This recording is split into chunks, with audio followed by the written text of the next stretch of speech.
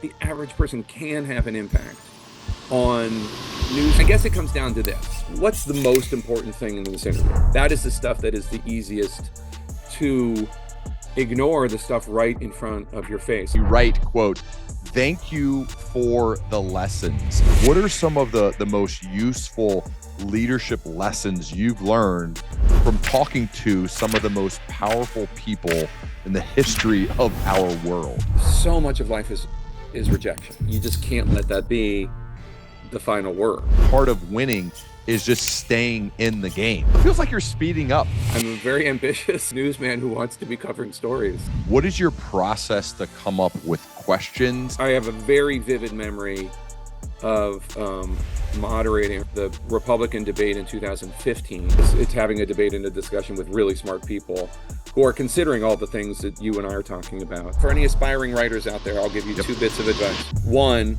have a really good structure. Then number two is have a good... Jake, man, it is great to have you here on the Learning Leader Show. Welcome.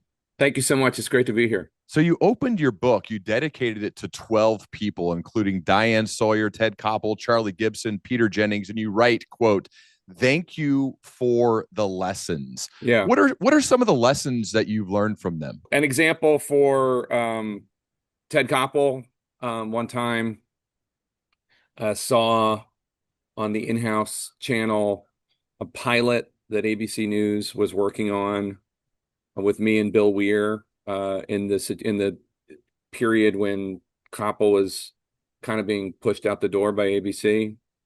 And they were going to, and Nightline was questionable how long it's going to last. And Bill and I did a pilot, and Ted saw it, and I don't think he was particularly impressed with it, and probably thought we were being a little glib.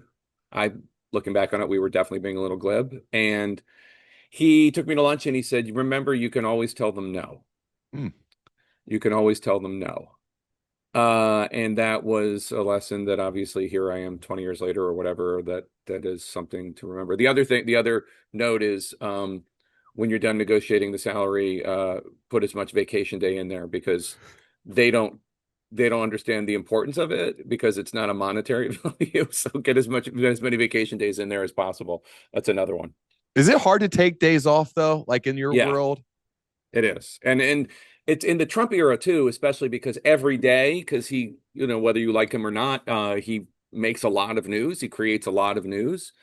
It was something that we had to learn in his first term. And I still think it's probably questionable as to how much we've learned it in our second, but just if you miss this news emergency, there's going to be another one next week.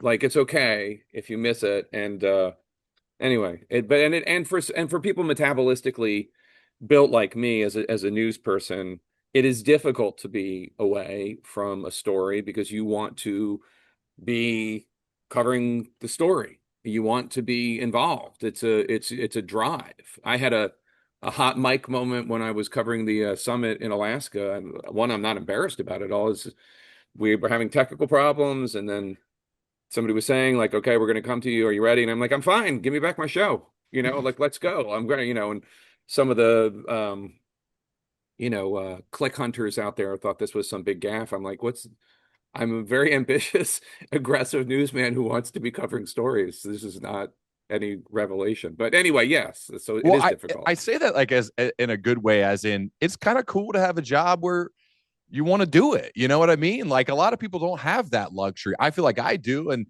it feels like you do, where you have a job where like, I want to do it, man. Like part of the reward is that I get to do this really cool. It's hard, right? And you get criticized all the time. That's part of the deal. But it's got to feel rewarding and like you've earned it to have a job that you want to show up and do it every day.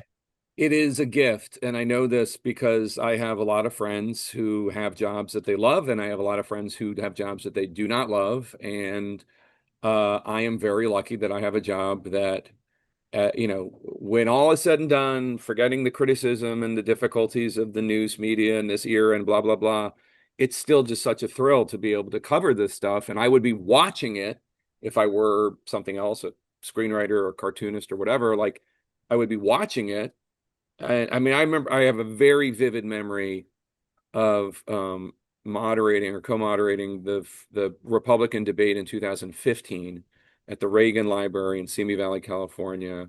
And there's like 11 candidates there. Trump's there, Rand Paul, Ted Cruz, Marco Rubio, blah, blah, blah.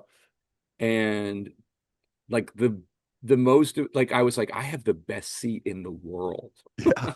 I mean, Yeah. I was also asking the questions, but it's just like this is so cool just to be here, just to be part of this is historic moment. And that was, I've moderated more consequential debates since, obviously, but Yeah. yeah. How do you, this is a selfish question. How do you, when you're preparing for something like that or just a big interview, what is your process to come up with questions? And then how do you decide, okay, do I go to the next question or do I stay in this moment and ask a follow up? I'm just curious about how you approach that dance because it's something I think about literally all the time. Yeah, I mean, and it is the big challenge with interviews and with debates. It's even more challenging, which is, you have 20 topics and they're all really important. And if I do Mhm. a follow up on this, that means I don't get to the question on veterans or I don't get to the questions on the environment, and when is it worth it?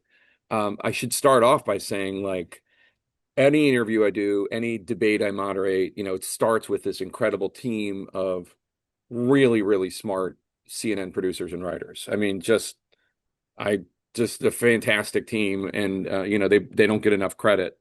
Um, for that work. And that's not false humility. That's legit. Like, these are really smart people, and and we have debates about what works and what doesn't work, and what's the thinking.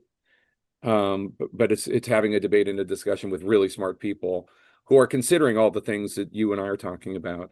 And then obviously there is when there's an interview with somebody like really of note, or it's like a big moment, we talk about what's the most important thing in this interview? Like, what do we want to come away from this interview? Because I think the easiest thing in the world is just to have a list of 6 questions and just ask each one, and just like, there's 6 topics, blah blah blah, what do we do? But it's a balance, and you just have to figure it out, and you don't always get it right. And there's the question of fact checking too, and you do that in a debate, do you do that in an interview? you know, what is somebody's opinion, that, like, look, they're entitled to think that Joe Biden was a horrible president or Donald Trump's a horrible president. Like, that's their opinion. Like, I'm not going to, am I there to push back on that? Am I there to stand up for facts? Am I there to say, well, the other side would say blah, blah, blah.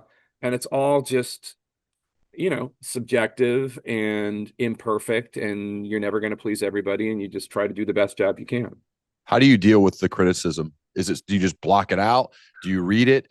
A combination of things? Like, how do you handle all of the criticism? Well, there's a lot of it. And I try to filter out the stuff that is just personal attacks or from people that are just going to hate what I do, no matter what it is, from the left and the right. And I'm one of these folks that gets it from both sides. Which is Um, probably a good sign. I mean, it can be, and not necessarily, not inherently, but Well, it might I not hope. feel good, but I think it shows that you're trying to be impartial. And I know you're probably criticized on either side saying you're not, but Right. I would imagine that that's a good thing, right? Yes, Okay. I think so. I mean, I guess it comes down to this. The people, like, very few of my critics are people that I actually care what they think. Yep. And the people that I care what they think, I'm sure they have notes here and there, but folks who understand, like, I'm just trying to be a good faith operative here. I'm not a Democrat. I'm not a Republican. I don't have any ideological bias other than facts are important, decency is important. But beyond that, like, you know, I'm just trying to, like, figure out, like, I don't know what the answer to the war in Ukraine is. I don't know what the answer to the tax code is, et cetera, et cetera. Um, but I guess, anyway, to answer your first question, I do listen to criticism, and I do read the criticism, and, like, I think that's something for people out there, because everybody is an expert on the news media. I think when you are just relentlessly critical of somebody, me or whoever, Nora O'Donnell, Chuck Todd, whatever, those are just 2 people I came up with. Then people stop listening to you because then like, well, you hate everything I do, so who cares? And constructive criticism actually can be effective in the social media age when a waitress at a at a Denny's in Tacoma Park can or in Tacoma, Washington, I should say, um, like what can reach anybody. You can theoretically reach anybody, and I think constructive criticism or you know, I think it actually can be much more effective than you're a hack, you suck, I hate you, Joe Biden's the best, Donald Trump's the best, whatever. Like you actually can have an impact if calm it down and like offer a substantive critique. And I have heard those. Even there's a guy named Elon Green who's a really, really gifted writer. And he used to be very critical, relentlessly critical of me for not covering climate change enough. But he was right. I Hmm. wasn't. And I listened to him. And, I think it shocked him when I would like cover the environment and like say, hey, just wanted to make sure you saw this. Because I respected him. I didn't care for all of his tweets, but I mean, I understood where he was coming from. Yeah. So, I mean, I guess the point is just like you can like the average person can have an impact on news coverage. Hey, I saw your story. Have you thought about covering this? Is much more effective than you're ignoring blah blah blah. Like odds are the person doesn't even know about blah blah blah. Right. Right. You've had I'm curious about this pinned tweet. It's since 2017. To Yeah. see what is in front of one's nose needs a constant struggle, from George Orwell. Why have you left that as your pinned tweet since 2017? Just in full disclosure, I do when I have a book to sell, I usually replace it for like that month or two. Okay. But generally speaking, that is my pinned tweet because I think it is some of the most. I just thought it was really profound. Orwell was writing about the fact that the Japanese and the Germans. He was writing during World War II about the fact that the Japanese and the Germans were going to lose the war, and that was something that the Japanese and German people did not see because they were constantly being lied to by their leaders. But the evidence was all there, and it's just a constant reminder for me. I mean, it's advice, honestly, that I wish I had taken more seriously when the evidence of Biden losing his acuity started really presenting itself in 2023. It was right there. I mean, I used and I in the Biden book that I co-wrote with Alex Thompson of Axios, Original Sin. We have that Orwell quote in the opening of the book because it's like it was right there in front of our noses. And then we were just being gaslit by Democrats and the Biden administration, but it was right there. And I think that is the stuff that is the easiest to ignore, the stuff right in front of your face. Like I don't know what the example is going to be if maybe more than one in the Trump era, maybe like all the money that is that people around him are making off of crypto or whatever. I don't know. It's all right there. Uh and it's just a question of are we actually looking and seeing it? Yeah, you mentioned when you have a book coming out, and it's crazy you have one so quickly. That's why when I was talking with your team, like he's got another one because this Yeah. one's Well, called this Rate. one, Race Go ahead. Against Terror. Yeah, Yeah. it's called So Race Against Terror: Chasing an Al Qaeda Killer at the Dawn of the Forever War. And you said, I was like curious, like how this book happened. And as I was digging in, you're at this paintball birthday party for yeah, your son Jack, yeah. and somebody comes up and talks to you and says they know a guy, Dave Roller, who's a U.S. veteran who you wrote about in the Outpost, which amazing book has got made into other stuff as well. How did this book come about from this paintball birthday party? So first of all, let me just say, like, I've been working on Race Against Terror since like 2021, 2022. Yeah, The Biden book was a rush book, was like that I was like, I put everything aside in November, December, January, February, worked on that. But this book was almost done before that, gotcha. except for editing. So this was a multi-year process. So this guy comes over and he starts, so we have a paintball party. You have only girls, or Yeah, do you have yeah. okay, so you're probably not having paintball parties. I So mean, I'd be down for it. I think maybe a couple of them would do it, but we have not had that birthday party yet, actually. okay. So we had a paintball party. This is a period when my son was really into paintball. And it's like, I live in DC. It's like an hour outside of DC. So when I do the invitation, I'm like, and you can, parents stick around, I have pizza, I have drinks, like, so they don't have to make 4 1 hour trips, right? It's just, just stick around for a couple hours, hang out with the grown-ups. So one of the dads comes over to me and he says, "Oh yeah, Dave Roller from the Outpost. I know him." I'm like, "Oh," and we start talking about the Outpost, which is a book I wrote about Afghanistan in 2012. And I said, "Yeah, that book was really tough to write because the military either they keep horrible records or they just don't share them." And I was doing the history of this one outpost for 3.5 years, and like it was really tough. And like they were not, like I had to figure out who was in each unit. Like I mean, they just don't help. It's a shame, really, honestly, because it was this, it's a very pro-soldier book. Anyway, so I said, like, the military keeps horrible records, and he says, "Tell me about it." And then he tells me this incredible story. It starts off on the deck of an Italian cruise ship that's been commandeered during the Arab Spring. Berlusconi, the Prime Minister of Italy, has commandeered the ship to bring all these refugees from the southern Italian islands to the mainland because it's like a huge refugee crisis in the Mediterranean that summer. And there's an Italian guard on the ship, and this 5'6" African guy, in a ship full of Tunisians and Libyans, asks him for water, and he gives him some water, and he notices that the guy has bullet wounds, and he says, "Where'd you get those?" And the guy's like, basically, "I'm a fighter with Al Qaeda. I got them fighting Americans." So they take this guy to another room and they interrogate him, and then they get to, and the guy starts freaking out, and then they sedate him, and then they bring him to the Italian mainland, and they call the Americans. They call the FBI. They're like, "We have this guy named Spin Ghoul." He says his name is Spin Ghoul. "Have you heard of him?" And the Americans, so this is now the Eastern District of New York, the Brooklyn prosecutors, who are in charge of terrorism in Africa. Each division has their own, terrorism cases that they do. Like Southern District has Europe, and Eastern District has Africa. So he says, "Yeah, we've heard of Spin Ghoul, and they've heard of him. Not you and I haven't heard of him, but they have because of all the detainees in Gitmo. This is 2011. So all these detainees in Gitmo are talking, and they've heard of Spin Ghoul." And what happens is, because this is the Obama era, nobody new is going to Gitmo. The Italians say, "Okay, well, take them. We don't want them. We can hold him for a month or two for disrupting stuff on the boat, but he didn't do anything to us." And Spin Ghoul is there like confessing and saying, like, "I killed Americans in Afghanistan, and I tried to blow up the US embassy in Nigeria, and blah blah blah."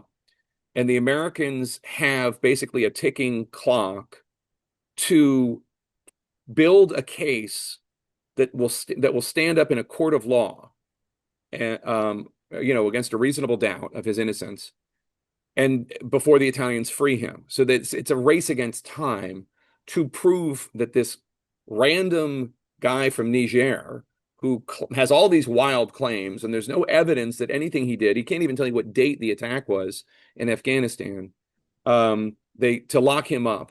Because if he really is who he says he is, he's a mass murderer and wants to kill as many million, like he loves the 1998 embassy bombings. So it's a race against terror. They have to race and build a case against this guy before the Italians free him. And it's just this incredible story that Dave Bitcower, who's one of the prosecutors, who was also the dad of one of my son's friends, tells me. It's just about this, like, and then we did this, and then we found this guy, and then we tracked down a guy who took this Quran off the battlefield, and then we sent it to Quantico, and it had a fingerprint, and, and it's just this CSI story, but real. Wow. How are you doing this? Like all this research and writing and listening to stories while at the same time being a full-time like head of CNN. I mean, how do you balance between and husband and a dad? Like how are you Yeah. balancing all these things? Well, I mean, I'm obviously a little nuts. I mean, that's got to be part of it, but like very wired and driven and like always researching and interested in stuff and just always was like that.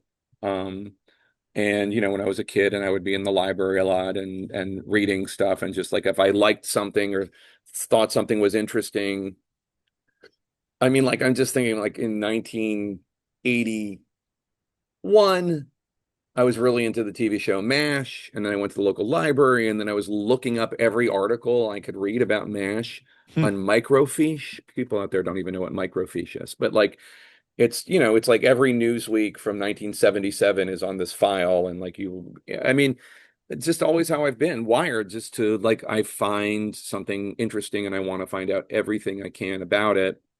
And thankfully now I have an outlet for it that's not just a nerd sitting in a library reading microfiche about Alan Alda.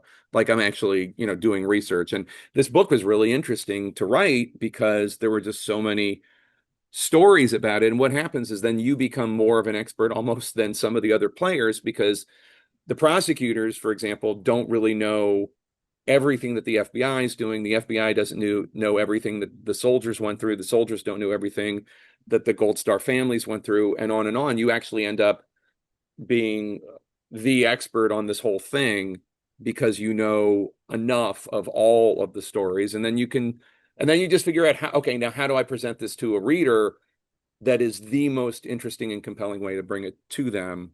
And that was the thinking of this book when I want to write it like a thriller, Yep. except it's 100% true. Yep. And when I would tell people about the book, like halfway through, that friends of mine, they'd be like, this is fiction or nonfiction? Because I've written some novels too. I said, no, this is all true. Every bit of this happened. That's what's wild when you read it. You're like, how is this real life? Jake, one of the things I've seen amongst leaders who have sustained excellence over time is that thing you just talked about, is they have this kind of peculiar desire to chase down their curiosities with great rigor. They just go and they keep going. And then they find other things they're curious about and then they go deep. And before you know it, you've written a ton of books and you've Right. been on, talked to presidents and done all this crazy stuff, because it seems like this one central theme of your life is to chase down what you're really curious about. I just love to hear your thoughts on that kind of approach you bring to both your life and your career. Well, I mean, I think the main thing in my career, I think, has been hard work. Mm-hmm. And whenever people um want, like when young reporters want to know the key, I feel like sometimes they just want to hear like, oh, I'll hook you up with this agent and then everything will fall into place. And it's just not how it is. Like, um, and I actually, unbeknownst to me, had a philosophy that I've since heard Steve Martin talk about when he talks about when young comedians come to With him. Charlie Rose, that famous interview with Charlie Rose. He says, "Be so good that they can't ignore you." Yeah, I love it. Yeah, yeah, and that. And what I always tell them, I've said it many years, and nobody ever takes note of it because it's not the answer they wanted to hear. What they want to hear is, here's how you get an agent, here's how you write a script, here's how you do this, but I always say, be so good they can't ignore you. And I just think that if somebody's thinking, how can I be really good? People are going to come to you. That is when I was a campaign reporter at ABC News. I started at ABC in 2003. I wanted to be a campaign reporter in 2004. They did not give me a candidate.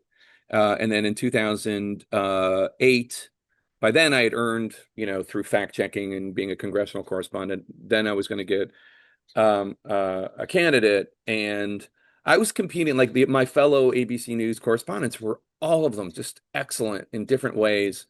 There was David Wright and Kate Snow and Dan Harris, and there were just so many, and they were just so good. And I knew I had to be better than them in order to be the White House correspondent, which is what I wanted. But it wasn't like I couldn't be smoother. I couldn't be prettier. I couldn't be a better broadcaster. I could work on all those things. But the one thing I could do is work harder. I could work harder than all of them. And I could break more stories than all of them, or try to anyway. And I could aspire to do that. And I had to be so good that even though maybe on a broadcasting level or an appearance level or whatever, like I wouldn't be the number one pick, but I had to be so good that like David Weston, the head of ABC News at the time, had to give it to me because otherwise he would look foolish. He would look bad. Like, why would you not give it to him? Like he broke 5 stories or whatever. That was always my philosophy. I had to just work harder. And even if that meant, you know, pissing off a lot of people, not internally, I mean, but like by breaking as many stories as possible. Back then, people had, blogs, reporters had blogs. And like I would, if I couldn't get it on air, I would just put it on the blog. I mean, like, and the blog just became like a place where I broke as many stories as possible. And I was just, the point was I was just constantly working, constantly. I was going to ask you what sacrifices did you make in order to be so good that you couldn't be ignored? Well, I mean, I'm sure there were a lot of sacrifices. Obviously, so this is 2007, 2008. I'm sure, well, I know that I sacrificed time at home because I was on the road the whole year, 2007, 2008, covering the presidential campaign. My daughter was born in 2007. My son was born in 2009. So I missed some important time there, which sucks. Um, but thankfully, my wife understood that I was trying to build this career that would ultimately be able to provide for the family in a way that there would be like a payoff for it at the end. I'm sure there were sharp elbows that needlessly provoked other people that because I was younger and clumsier and whatever. I'm sure I pissed off a lot of political operatives when I broke stories they didn't like, or maybe broke them in such a way that I could have broken them better. It's when you're constantly churning out work, that's a risk unto itself. Yeah. Because I mean, especially if it's about politics, something that's so inherently controversial. There were a lot of sacrifices. Yeah. But it was also just a lot of work. And any single thing I've done of major significance in my view, and I would say, aside from the TV work, I would say the Outpost. I would say that I wrote a story for the Atlantic about this guy that was one of my dad's a pediatrician, one of his former patients that he thought was in prison unjustly. And I wrote a story for the Atlantic about his case. And ultimately that helped get him out of prison. He's a free man now. That CJ Rice and the Biden book, those are probably the most impactful non-TV things I've done. And every single one of them, people were telling me not to do it. Every single one of them. I was told not to do the Outpost, because I didn't have any expertise in military reporting, which I didn't. It's true, I didn't. And when I started that book, I'd never even been to Afghanistan. I've been there twice now, but anyway, it's been hard work, and it's been following my curiosities, even when people told me I'm not interested in that, I'm not going to do that, I'm not going to support you, don't do that. That's been how it's worked, for better or for worse. What's made you go in the face of that, which is maybe called rejection or Oh yeah, people telling you not to do it? And I don't know if these are people that you trust and love and that all, love all you, of them. Yeah, yeah, yeah. all of the above. Not What makes not you keep family, going? not Yeah, family, but professional people. No, sure. my wife's incredible. My wife supports everything I do. Um, um, what has been, it's just the curiosity of wanting to know, of sensing a project that was worthwhile, Yeah. and figuring out that even if I didn't know enough about it, that I could learn about, like, when I wrote, before I wrote the Outpost, I didn't have any experience covering war, or I mean, I guess I'd been to Iraq, but I didn't really have any major experience covering war or writing about these things. And I think it's the humility of accepting that I didn't know Yeah. enough about these things. Like when I was writing the Outpost, I would send chapters to people who were there, who were experts. I found a couple guys who, like, one of them had served in this part of Afghanistan with the State Department. Another guy was a linguist who was an expert on this particular region in Afghanistan. It's called Nuristan. It's where the man who would be king. It takes place, the Rudyard Kipling book. It's like the Afghanistan of Afghanistan. It's like this incredibly isolated, dangerous place in Afghanistan. Hmm. And they would come back with harsh criticism, really harsh criticism And I came to value that so much because it hadn't been published. So it was okay. Yeah. I could fix it. And they were unrelentingly harsh. Like, I don't believe the story. This seems so, like, this is so ethnocentric, how you're writing this. This is like white savior complex, blah, blah, blah. And I'm like, great, great. Thank you. Thank you for the feedback. Because you can fix it if it hasn't been published yet, right? Hmm. So I think that's also one of the things that's important is having the humility to accept that I'm not an expert on any particular thing, really. Uh, I'm a journalist, which means I try to be an expert on whatever I'm covering at that moment. But having the modesty, the legitimate humility of saying, I don't know, you know, what a battalion is, versus a company. Like, explain that to me.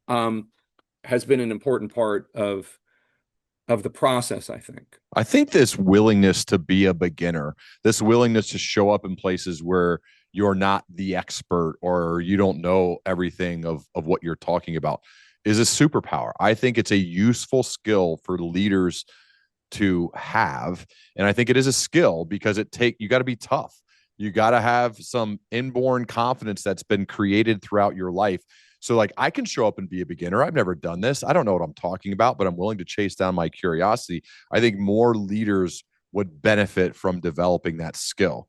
And Jake, that leads me to another question I have that's leadership focused. So, you've interviewed presidents, generals, world leaders, and I'm sure there's lots of different things you've picked up from those conversations you've had.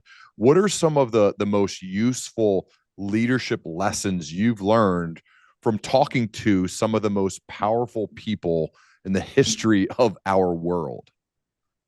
I think the humility part of it is really important. And I don't know, some of this is from interviews, some of this is just from observation. I mean, I've been a journalist now for, Jesus, 20, almost 30 years. And, like, I think I have this theory called the Jar Jar Binks theory, which is that great men or women, I suppose, but it's a criticism, so it's more applied to men.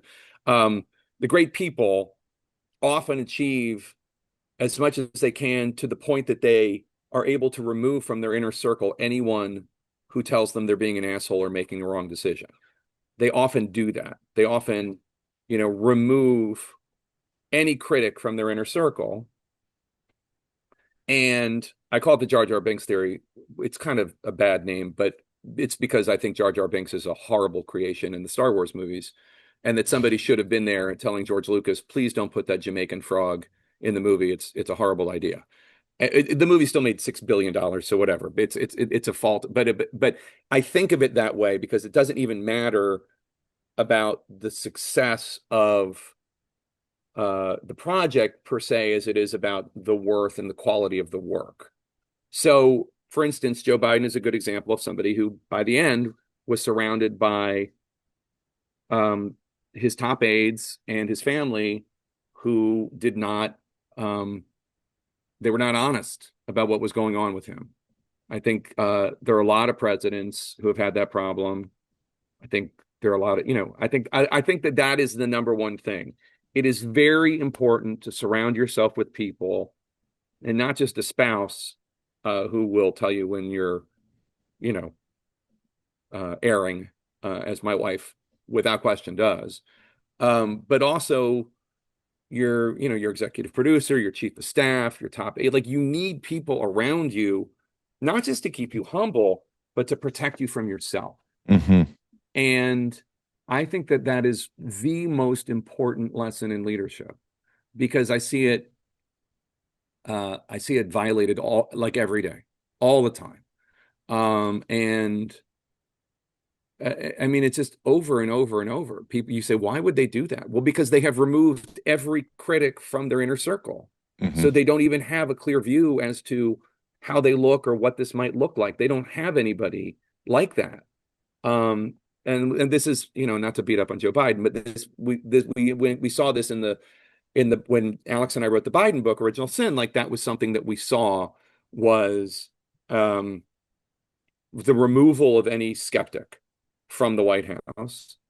It is something that in Race Against Terror you don't see, because these are incredibly collaborative people working and pushing and stress testing, and also the heroes of these books are not of this book is not they are not like, it's not the president, it's not the attorney general, it's like assistant U.S. attorneys. It's like people who are they are they are the ones to tell other people when they're screwing up. So because it's like upper mid-level people, they don't have the hubris. They have people on top of them pushing down. But I think that's a really, really important um, lesson, and I see it violated all the time by university presidents, by What? athletes, Yeah, well, everyone. I've seen this too, and it's funny. I actually just had this conversation with my close group of friends, like the coaches I work with, and I maybe point to an example of someone who has kind of lost it, meaning they've surrounded themselves with yes men and women, Yeah, and I'll say, do not ever let that happen to me. yeah. I'll do my best to let that to do the same for you. Who do And you have in your life that does that? Who so pushes back so on you? so I work with a group of coaches, and I think one of their number one skills, not only for me but just in life, is they are truth tellers. I think excellent coaches can see the truth, and they're not afraid to tell you, and they're not afraid to say it. Now, a big part is they have to have this underlying care and love for you, genuine care and love, genuine, because some people that are in your life are a little bit envious. They're a little bit jealous. I know you've got these people, even if you don't want them, but because you're a powerful person, you've risen up. And so, yes, hopefully you have those truth tellers. It sounds like you do. But also there are some of those that are kind of on the fringe or around that are like, I don't know, man. I don't know if I like Jake, but do I love him? You want the people who love you and care for you, and also will say, Jake, dude, what are you doing here? Like, Right. you've lost it, or you're just wrong, or what you said last night, I don't know if that was the right way to go about it. What if you said it this way? And then you to say, like, I know he loves me, and I appreciate that. You know what I mean? Like, I assume, like, is that how you try to design your team, where it's not only welcomed but encouraged to speak up to you, to say, hey, I think we maybe approach that one wrong. We should maybe look at it like this. Yeah, I mean, and I'm not deluded enough to think that like the power imbalance doesn't have an effect on whether or not people are willing to say something Right. to me or to other people. But without question, I have yes, without question, my executive producers and I go back and forth on stuff. You guys Uh, fight, like, healthy fight? Yeah, I mean, right now I'm thinking of my State of the Union producer is this incredible executive producer named Rachel Streitfeld. She's fantastic, but she and I disagree. Like, I would rather, like I would like to have, and this is just a regular TV discussion, but like if it were up to me, I would do one interview for like half an hour, and she would rather do two or three. And like, it's a television programming and also a journalistic debate, and it's a discussion, and then we lock horns on it. There's no right answer or wrong answer, and but we disagree on that. If there is a I mean, and I value that. I don't Yeah. want a yes person. I want somebody like, this is a fight, and it's not a fight that it's a fight we continue to have, because it's not like I'm right and she's wrong or vice versa. We disagree, and it's a healthy tension, and it's about something substantive. It's about, you know, um, it's not like it's not like I'm trying to book Kim Kardashian, you know what I mean? Like it's completely, there's no right answer on that. Yeah. Um, there sometimes I'll do a news analysis, and we'll discuss whether or not I'm going too far or I'm not going far enough. I mean, that's a healthy conversation that we have in the newsroom. Um, I certainly encourage people to speak up, but like I said, I'm not naive enough to think that like that means like a 23-year-old, desk assistant is going to feel like she can just come in my office and say, I don't like this topic or whatever. Like she should, but like I know that it probably is intimidating. But I hope that there is at least that kind of environment fostered where even if it's not brought up at a meeting, it can be voiced. I know it is because that's how it works. Sometimes somebody will say, some people on the staff think blah, blah, blah. And Yeah. it's always, that we should be covering this more, we should be covering this less or whatever. Why do you think so many powerful leaders struggle with this? Is it stem from an insecurity? Where does it come? Because technically it's more comfortable just to have people like blow smoke and tell you how awesome you are. Like my background's in sports, and so I'm used to getting like annihilated by coaches every day when they watch practice film and game film. Like I almost feel like I'm not living if I'm not getting critical feedback, because it's Right. been like hammered into me since I was 5 till like 26. And so I'm like, I need it. Give me some feedback, like critical feedback, so I can get better. Because like the people who I love so much in my life were coaches. And but No, but I'm the same way. It's funny. yeah, you know what I mean? But like now you're seeing it, whether it's presidents or other powerful people, where it's like, dude, who's around that guy to tell him, no, Right. man? Like, why do you think this is such a thing? I mean, I think any sort of leadership is difficult. Yeah. And I think any sort of leadership comes with especially in this day and age, comes with a tremendous amount of criticism. Yep. And that can be, and often let me just put myself in the shoes of Donald Trump, just for the sake of this exercise. Okay. President Trump has a very difficult job.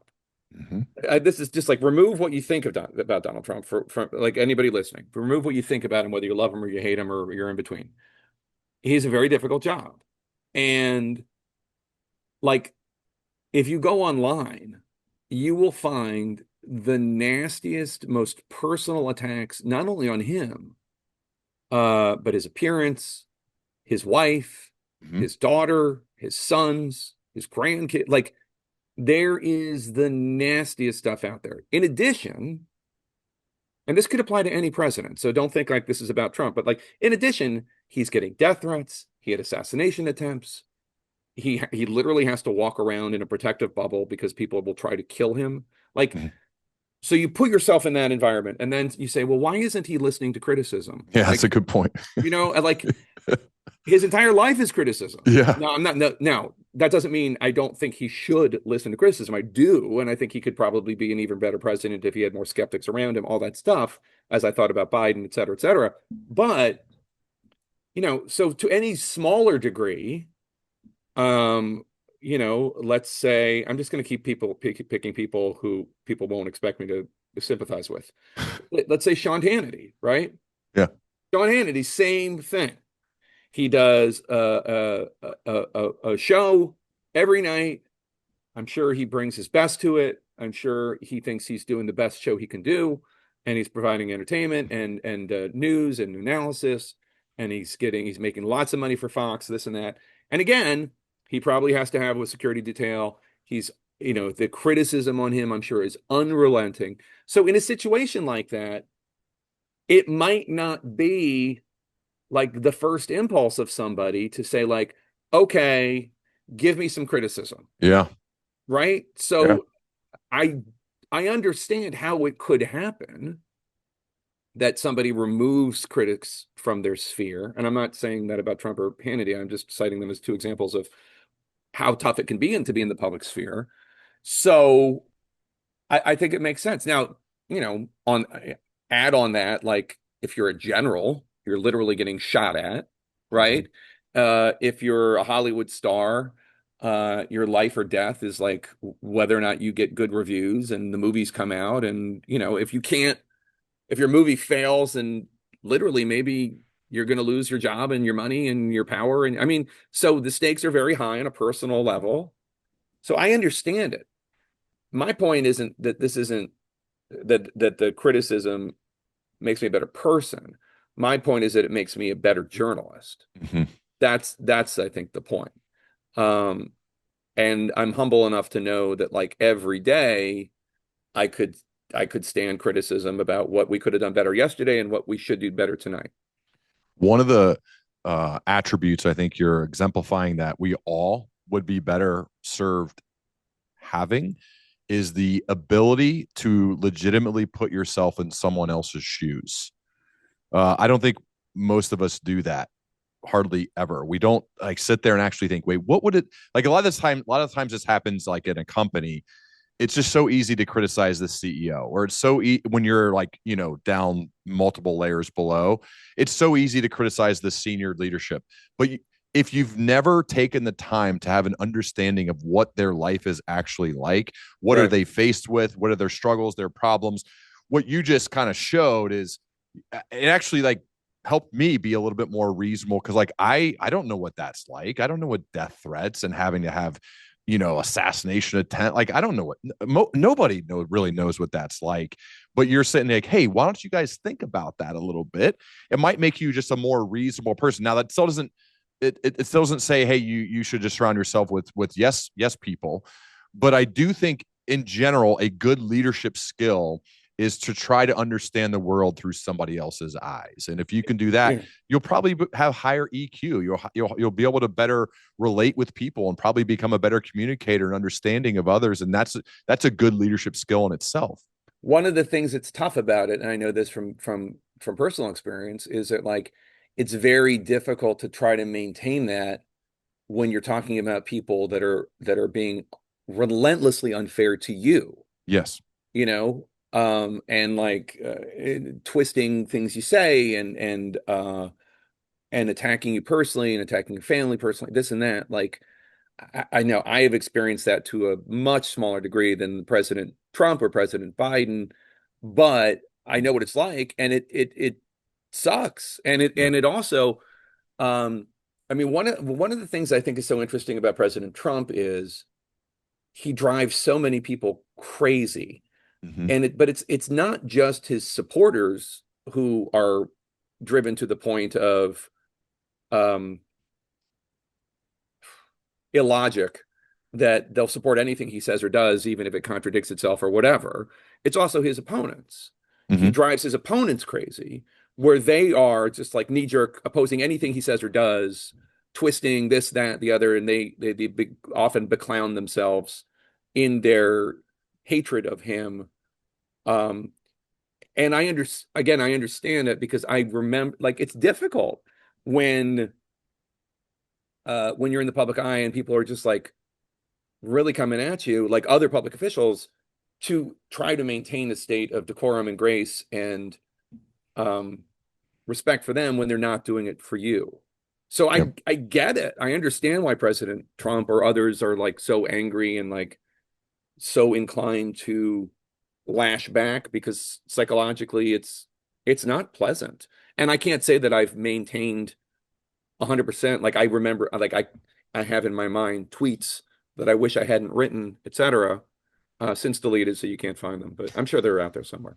But like moments where I was like, I got mad, and I betrayed who the best version of myself that I want to be. Yeah. Well, I think the other thing is to realize, and I've realized this after 650 of these things, is every single person I've talked to they've sustained excellence. They've done amazing things. They're also humans, and humans are messy. Yeah. And the world's not black and white. It's really gray, right? And we all do stupid stuff from time to time. And I think that's life, man. Like I think it is weird. We put people on pedestals. We think they're not humans, but then you get to know them and you're like, yeah, impressive, super hard worker, really smart, gets after it, good leader, good person, also a human who makes mistakes and does dumb stuff sometimes. And I think that's like a realization we need to come to. Yeah, no, we're all fallible. I was just listening to I'm a big Dave Matthews fan. I was listening to his channel on Sirius Oh my XM. God. I've been to 80 plus shows. How much are you one of those guys too? Do you go to tons of them? I no, I go to one or two a year. Oh, But I've been listening to him since 91 or 92 yeah. is the first time I heard him. He came to Philly. He opened for the Spin Doctors at the Chestnut Cabaret at Penn. And my friend, we went to go see the Spin Doctors and we're like, who's this opening act? Is really good. I don't know how many times I've seen him. I just saw him in Montana with my brother. It was incredible, an incredible show at Oh Big man. Sky. So anyway, I was listening to his channel on Sirius XM channel 30, as I'm sure you know. And Nikki um Glazer, yeah, voice of yeah, it. and he's talking about Ozzy Osbourne who just passed away, and he was just saying like every time he said something along the lines of, you know, they say don't meet your heroes because they'll always disappoint you, and basically that's true except for Ozzy. Ozzy was always awesome. And I was thinking like, wow, you're Dave Matthews, like you've met everybody. I'm like, who disappointed you? Like, I wanted to find out like who was awful. But I'm sure, because he catches them backstage at a concert and they're exhausted and 70 years old, 80 years old, and Yeah. it's like we're all so broken and like imperfect, and like it's okay to acknowledge that. I just happened to look at the clock and realize how much time has passed so Oh, quickly. this has been such a good conversation. I haven't. Yeah, I really, really appreciate it, man, because like I said, I've followed your work for a long time, and I love people who are able to take these wild stories and turn them into books, because I've done it a few times, and I know how insanely hard it is, and how much like I I doubt and struggle through the process to get a book to the finish line. You've done it so many times, and they're so good on top again of doing all the stuff you do at CNN. But I'm Thanks. just curious for people who are a little bit earlier in their career, and again, we hit on this a little bit earlier. Like, what are some general pieces, like for that person who's like, you know what, I want to leave a positive dent in the Yeah. world. I don't know Yeah. how yet, but I do. What are some general pieces of life/career advice you give to that person? I mean, so the first thing I would say is if they're interested in journalism, Mm-hmm. like anybody can be a pundit. Like anybody can just and especially in this day and age when punditry is just basically just people insulting other people Right. online. Be a reporter, be a journalist. Find like um this is famous last words. I can't imagine writing a memoir because like it's really who cares? I Like think you honest. should.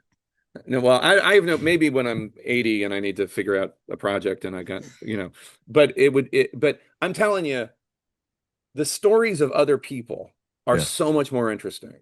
Yeah. And what other people think about issues going on, whether it's like Jonah Goldberg or, I mean, I'm just naming random people, from, or any, Ashley Allison, another, a Democratic pundit we have, or whoever, like what they think is much more important than what I think. And what politicians think about issues are much more important than what I think. So as a general rule, I think other people are more interesting than you, uh, in terms of journalism. Hard work is very important. Um, the advice I give to young people, especially people in college who have never really experienced it, unless they didn't get into their first choice for college, is so much of life is rejection. Mm. There's so much rejection in life. It's nonstop. And it is just a constant flow. You cannot stop it. And you cannot revel in it. You cannot marinate in it. It just is. And just know that. And like know how much there is out there and don't take it personally. Or if there is some constructive criticism that's part of it, then learn from that, to improve your game. But especially in journalism, which is a field that's so.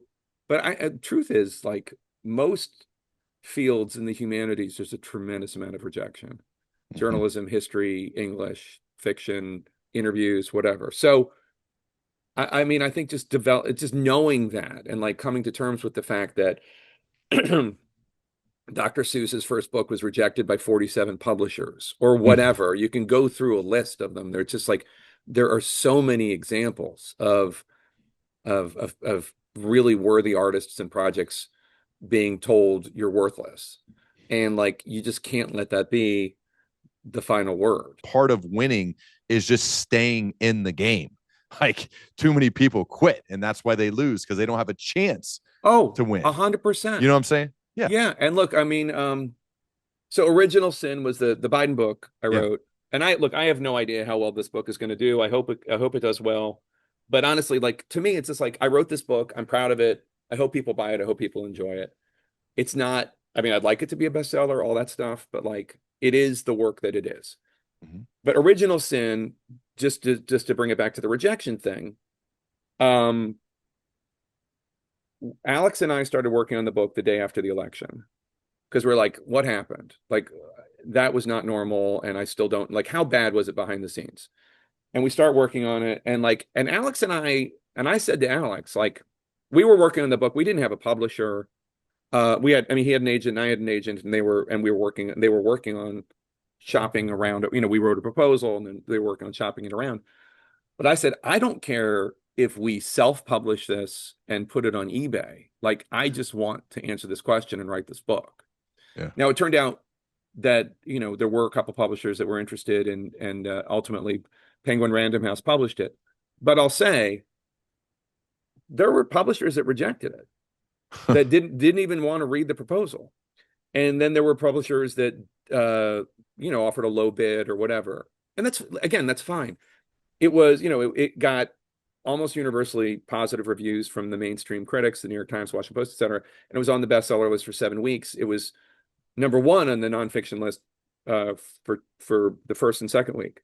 So it's like I only say that by saying, like, whatever you think of Joe Biden, whatever you think of me, like the book was successful. Mm-hmm. Publishers rejected it.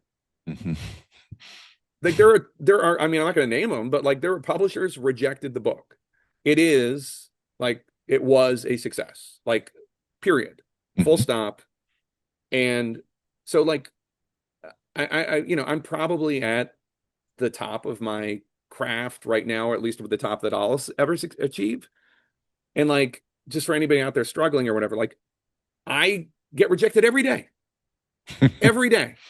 And it doesn't matter that I've had New York Times bestsellers before or whatever.